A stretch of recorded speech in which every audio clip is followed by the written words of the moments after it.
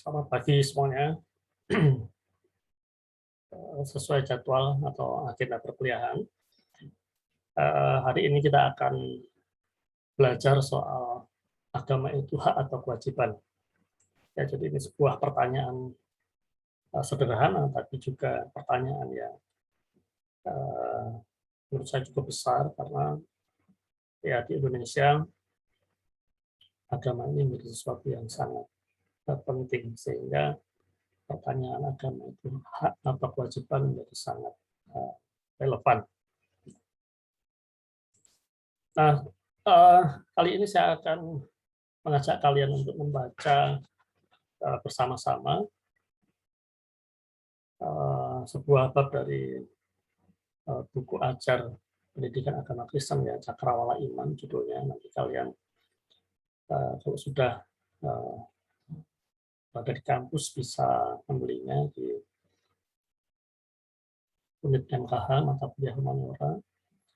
Nah, kita akan membaca khususnya bab 4 yang terkait dengan topik perkuliahan kita pada hari ini.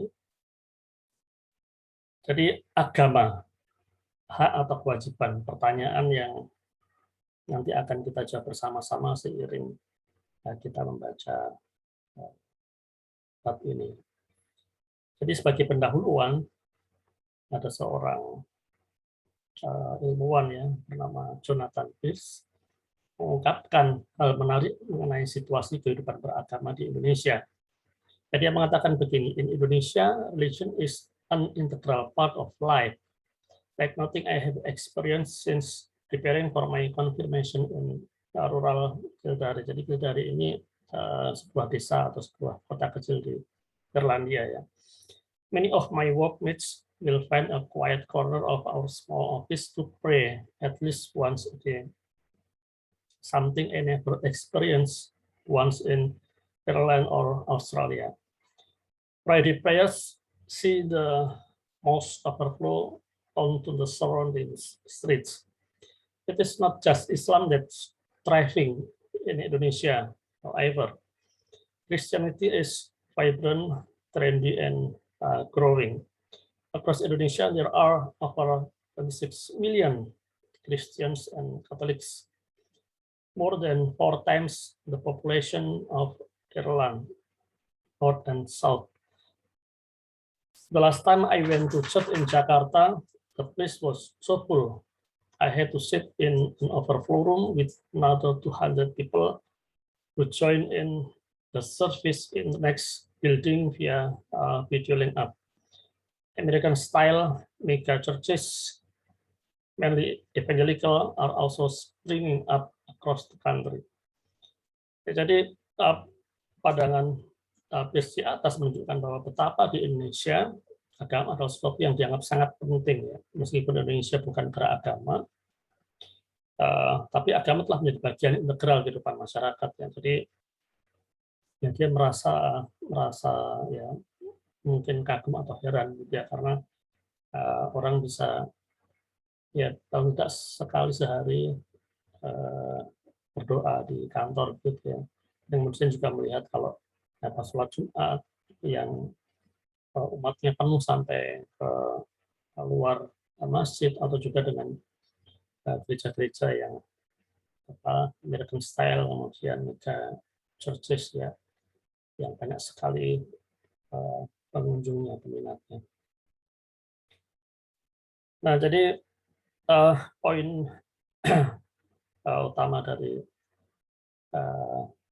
halaman ini adalah bahwa di Indonesia agama adalah sesuatu yang dianggap sangat penting. Ya, meskipun Indonesia bukan negara agama, agama telah menjadi bagian integral di depan masyarakat.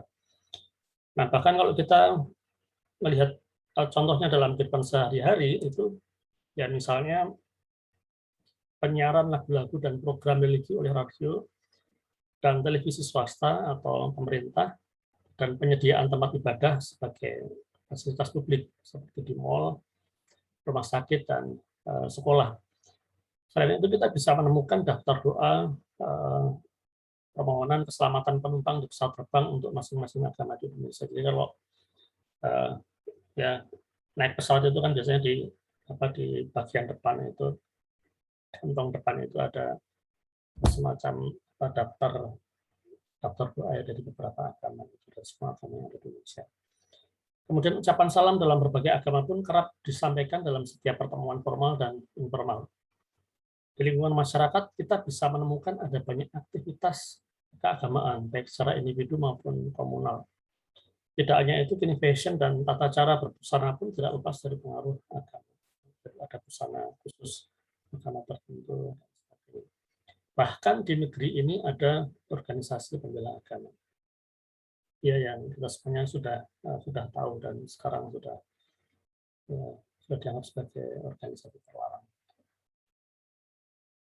Nah, kemudian selain ketentuan mencantumkan agama pada kartu tanda penduduk atau KTP dan kartu keluarga atau KK, pemerintah terlihat aktif dalam urusan keagamaan masyarakat dengan kehadiran peraturan pemerintah tentang pendidikan agama di sekolah. Menurut peraturan pemerintah Republik Indonesia, setiap satuan pendidikan pada semua jalur, jenjang, dan jenis pendidikan wajib menyelenggarakan pendidikan agama. Jadi sifatnya wajib ya, mulai dari jenjang terendah sampai tertinggi. Kemudian adanya Kementerian Agama juga menjadi salah satu bukti bahwa di Indonesia agama adalah sesuatu yang sangat penting, bukti yang sangat kuat. Sebegitu pentingnya agama, seseorang akan dianggap bermasalah kalau tidak beragama. Ya, dianggap bermasalah kalau tidak beragama, ya contohnya sebagai berikut ya, di suatu waktu ada masanya, masyarakat Indonesia pernah mengalami kesulitan dalam mengurus dokumen-dokumen negara, seperti KTP dan KK akibat pencantuman agama.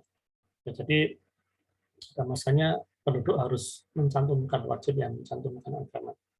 Masyarakat yang menganut kepercayaan di luar 6 agama yang diakui pemerintah, yaitu Islam, Protestan, Katolik, Hindu, Buddha, dan Konghucu, harus tetap mencantumkan salah satu agama tersebut untuk memenuhi persyaratan administratif. Jadi kalau mereka tidak menganut salah satu dari 6 agama resmi itu, mereka tetap diminta untuk mencantumkan ya demi memenuhi persyaratan administratif. Kemudian di dalam perkawinan, agama juga menjadi hal yang penting. Di Indonesia, perkawinan dianggap sah jika dilakukan menurut hukum dari masing-masing agama yang dianutnya. Ya, pada intinya ada banyak konsekuensi yang berpotensi pada kematian keperdataan ya, karena agama.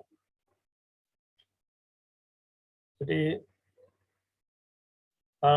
poin dari halaman ini adalah bahwa di sewaktu-waktu masyarakat Indonesia pernah mengalami kesulitan dalam mengurus dokumen-dokumen negara seperti KTP dan KK ya, akibat pencantuman agama. Dan sekali lagi ya, akan ada banyak konsekuensi yang berpotensi pada kematian keperdataan karena agama, seperti tidak memiliki akta kelahiran dan akta perkawinan, tidak bisa memakamkan jenazah di tempat umum, dan banyak hal lain yang menyangkut hak sipil, ekonomi, dan budaya. Nah, kemudian juga yang cukup penting, signifikan kita harus perhatikan adalah bahwa ada masanya, dan bahkan hingga saat ini banyak orang takut dianggap komunis jika tidak memeluk salah satu agama resmi yang ada. Ya, di negeri ini isu tentang komunis adalah sesuatu yang sangat menakutkan. Hal ini ya, diakui atau tidak berkaitan dengan sejarah panjang kehidupan religius dan sosial di Indonesia pasca peristiwa ke-30 SPKI ya, yang telah mengurat akar dan mendarah daging, sehingga setiap orang yang dianggap komunis akan mengalami banyak masalah dalam hidupnya, mulai dari diskriminasi, persekusi, sampai dengan penganiayaan. Nah, kemudian kalau kita mencermati kehidupan religius dan sosial di Indonesia pasca ke-30 SPKI ini, akan sangat ya dinamis, dalam arti ya di satu sisi penuh ketegangan dan pengorian, tapi juga ada banyak hal lain yang perlu kita pelajari. Jadi peristiwa kelam yang terjadi pada 30 September 1965 telah menorehkan luka yang sangat dalam pada bangsa Indonesia. PKI dituduh menjadi pihak yang paling bertanggung jawab, sehingga setiap orang yang terindikasi terlibat sebagai anggota atau simpatisan dari partai itu akan diburu, dianiaya, dan dibunuh oleh aparat negara dan masyarakat sipil ya pada waktu itu ya. Jadi kalau terindikasi sebagai anggota, bahkan simpatisan saja ya, atau mungkin keluarganya atau kenalannya atau temannya, bahkan tidak ada hubungannya apapun juga, tapi terindikasi ya, itu bisa diburu, dianiaya, dan dibunuh pada waktu itu. Bahkan segala sesuatu yang berkaitan dengan komunis pun akhirnya ikut menjadi korban. Oleh karena komunisme dianggap berasal dari Cina, semua yang berbau Cina akan dianggap komunis, termasuk saudara-saudara kita yang beretnis Tionghoa pun sering dianggap sebagai simpatisan PKI. Jadi pada waktu itu dan bertahun-tahun berikutnya ada masa-masa ya stigmatisasi dan juga diskriminasi terhadap saudara kita yang beretnis Tionghoa. Ya karena sejarah panjang ini. Nah, setelah peristiwa itu muncul banyak peraturan ataupun undang-undang yang sangat mendiskriminasi ya etnis Tionghoa. Ya beberapa di antaranya adalah misalnya yang pertama tentang kebijakan pokok penyelesaian masalah Cina. Kemudian ya surat edaran yang berisi peraturan masyarakat Tionghoa yang harus mengubah namanya ya menjadi nama yang berbau Indonesia. Jadi ada banyak orang dulu yang punya nama Tionghoa harus diganti menjadi nama Indonesia. Misalnya Lim Siu-leong menjadi Sudono Salim. Banyak ya pengusaha-pengusaha besar itu banyak yang punya nama etnis Tionghoa tapi kemudian mengubah namanya nama Indonesia. Kemudian misalnya instruksi presiden ya tentang agama, kepercayaan, dan adat istiadat Cina yang berimplikasi pada larangan kegiatan keagamaan, kepercayaan, dan adat Cina di Indonesia. Dan ini dampaknya sangat luas sekali ya. Kemudian ya instruksi presiden tentang pembentukan staf khusus urusan Cina, keputusan Kepala Babin tentang Badan Koordinasi Masalah Cina, kemudian SK Menteri tentang pelarangan impor, penjualan, dan pengedaran terbitan dalam bahasa dan aksara Cina. Jadi bukan hanya ya adat istiadat, agama, kepercayaan, tapi juga sampai pada bahasa dan aksaranya juga ikut dilarang. Kemudian peraturan Menteri Perumahan tentang larangan penggunaan lahan untuk mendirikan, memperluas, dan memperbanyak tank. Kemudian larangan penerbitan, percetakan, tulisan iklan beraksara dan berbahasa Cina, dan masih banyak lagi hanya sebagian yang bisa kita tampilkan. Nah, selain peraturan atau undang-undang yang tertulis seperti yang sudah disebutkan tadi, ada aturan tidak tertulis ya, yang sangat diskriminatif, yaitu misalnya warga etnis Tionghoa tidak diperbolehkan menjadi dokter, pegawai negeri sipil, dan menjadi anggota militer, baik tentara maupun polisi. Nah, oleh karena itulah maka banyak warga etnis Tionghoa membuka toko kelontong, warung makan, bengkel, dan ya usaha lainnya ya, sehingga lebih dikenal sebagai pengusaha. Sebab di sektor itulah mereka diperbolehkan bekerja. Jadi ini juga semacam menjadi latar belakangnya ya, kenapa sampai sekarang ya saudara kita yang beretnis Tionghoa itu kebanyakan dikenal karena usaha, karena bisnis sebagai pengusaha. Ya karena pada masa itu mereka memang tidak bisa berbuat lain ya selain menjadi pengusaha itu yang diperbolehkan. Nah kemudian akibat lain yang timbul dari peraturan atau undang-undang tersebut ya misalnya tentang larangan kegiatan keagamaan, kepercayaan, dan adat Cina di Indonesia adalah terjadinya eksodus agama secara besar-besaran oleh para pemeluk agama Konghucu, Tao, dan penganut keyakinan tradisional Tionghoa ke agama Kristiani ya, jadi Protestan atau Katolik. Jadi ada eksodus besar-besaran ya, karena mereka merasa tidak aman ya, merasa takut kalau dianggap sebagai komunis meskipun sudah punya agama sebelumnya ya, misalnya Konghucu atau Tao atau aliran tradisional lainnya, tapi ya demi mengamankan diri mereka berbondong-bondong berpindah agama, eksodus istilahnya. Nah misalnya ada catatan-catatan penting ya dari Gerson Benia Narciso ya, yang mencatat bahwa populasi umat Katolik di Indonesia selama tahun 1966 sampai 1967 meningkat sebanyak 7,45%. Terdapat laporan yang mengatakan bahwa jumlah orang yang menunggu untuk dibaptis secara Katolik setelah 1965 di Jawa Tengah melebihi umat Katolik yang ada di Indonesia pada waktu itu. Ya, bayangkan ya, banyak sekali. Pertumbuhan umat Kristen juga dapat dilihat dari naiknya jumlah anggota gereja. Anggota Gereja Baptis Indonesia meningkat dari 1.317 pada 1960 menjadi 3.391 pada 1965. Sementara dari Juli sampai Agustus 1966, Gereja Kristen Jawiwetan ya, Jawa Timur membaptis sekitar 10.000 orang. Di Sumatera Utara, Gereja Protestan Batak Karo membaptis lebih dari 26.000 orang antara 1966 hingga 1967. Jadi hanya dalam waktu 1 tahun saja ada 26.000 orang. Kemudian catatan lain juga diberikan oleh Gavin W. Jones yang membandingkan angka pertumbuhan penduduk Indonesia dengan jumlah umat Kristen di Indonesia. Hasilnya secara umum pada kurun waktu 1933 sampai 1971, penduduk Indonesia bertambah sebesar 1,9 kali, sementara penduduk beragama Kristen di setiap daerah meningkat sebanyak 4,9 kali.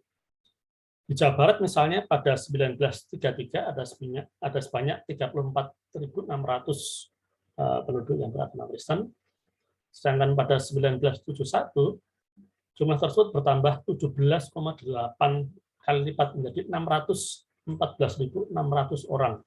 Ya, kenaikan yang sangat luar biasa drastisnya.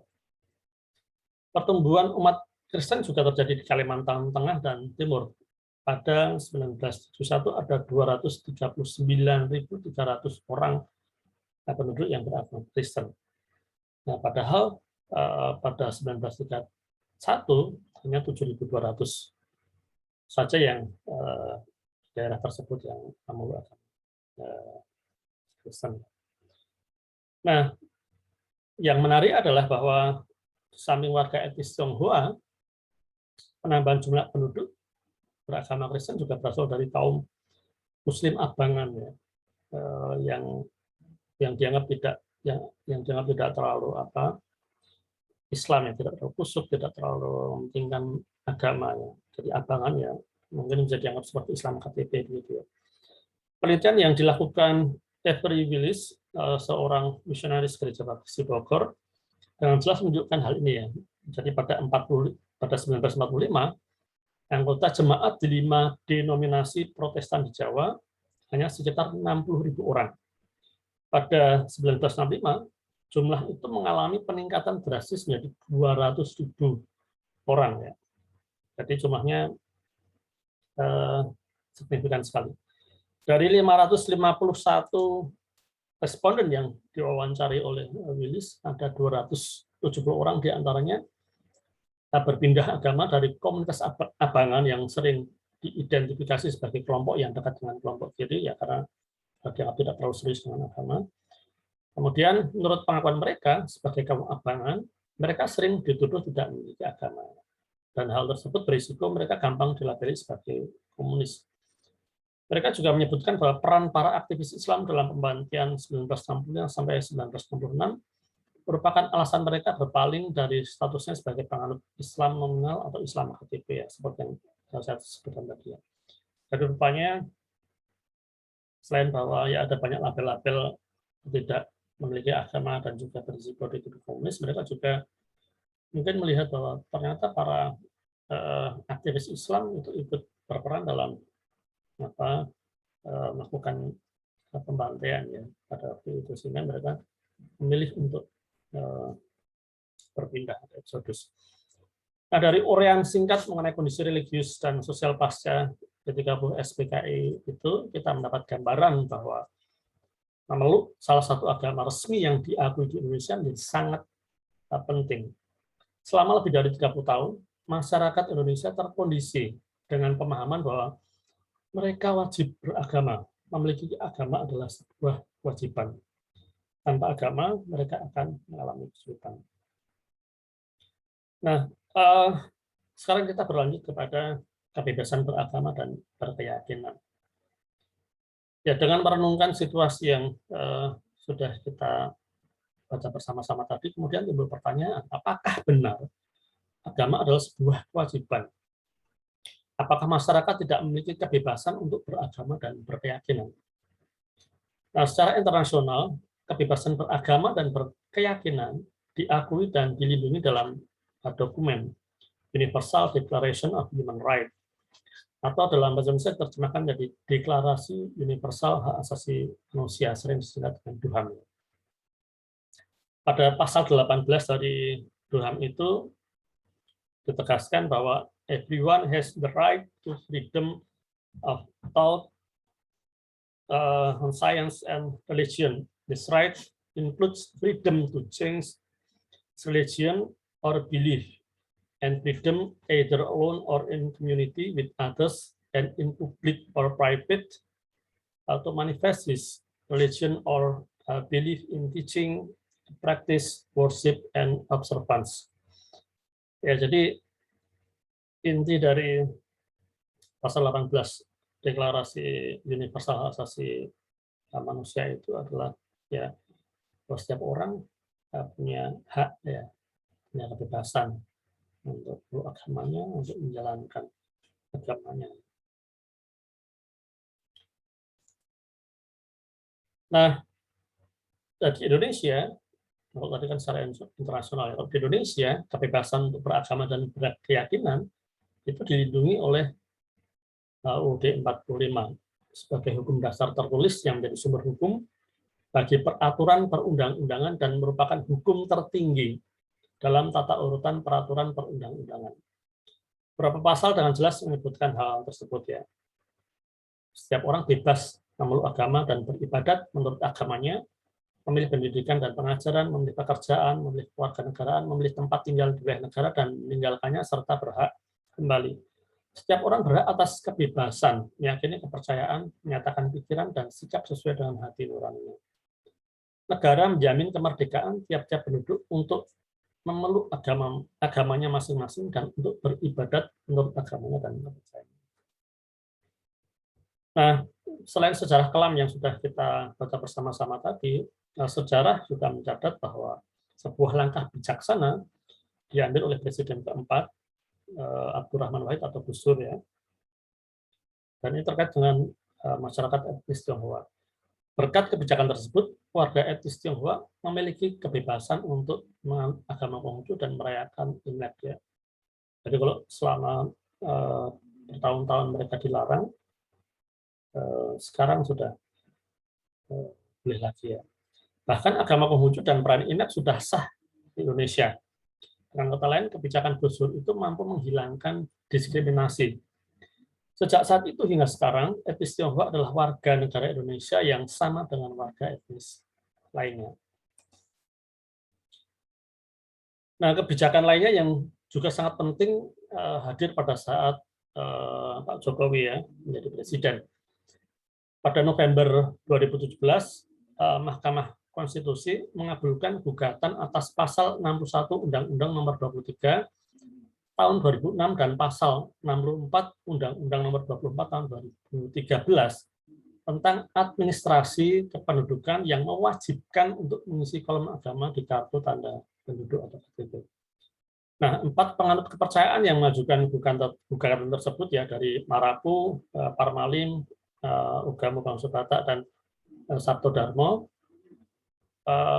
mereka mengajukan gugatan, dan hasilnya adalah MK menyatakan bahwa masyarakat Indonesia tidak diharuskan untuk mengidentifikasi diri sebagai Islam, Katolik, Protestan, Hindu, Buddha, atau Konghucu di KTP mereka.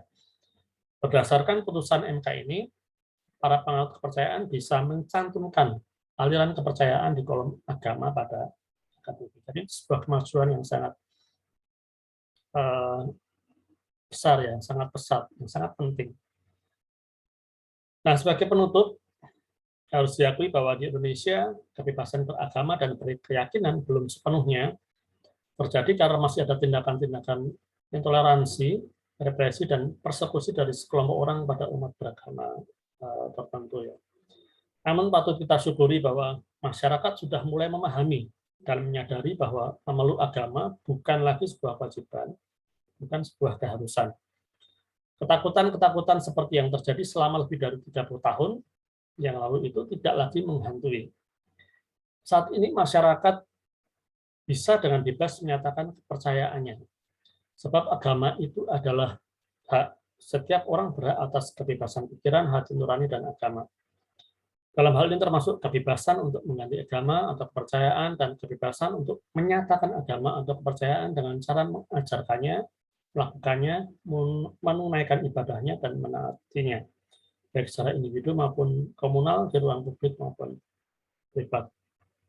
Ya, jadi keputusan MK tadi berdampak sangat besar, berdampak sangat positif, sehingga sekarang di banyak tempat, di banyak daerah, ya para penganut aliran kepercayaan, ya, misalnya yang dari Sunda Wiwitan di Jawa Barat, ya, itu mereka berani menunjukkan ya, bahwa mereka tidak lagi harus memilih salah satu agama resmi, tapi bisa mencantumkan ya, sebagai penganut aliran kepercayaan di Sunda Wiwitan di KTP-nya.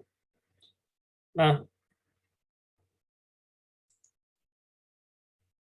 sekali lagi sebagai kesimpulan, agama itu adalah hak ya, dan seperti yang tertulis dalam Deklarasi Universal Hak Asasi Manusia program tadi di pasal 18 dengan jelas dikatakan bahwa setiap orang berhak atas kebebasan pikiran, hati nurani, dan agama.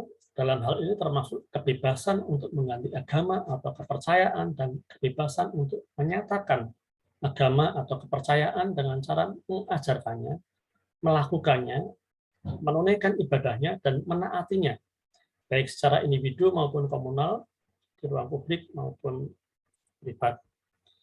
Ya, jadi ini adalah materi kita untuk hari ini. Silahkan bisa dibaca lagi, dibaca ulang. Semoga ini menjadi bahan pembelajaran yang bermanfaat dan penting untuk kita ketahui bersama supaya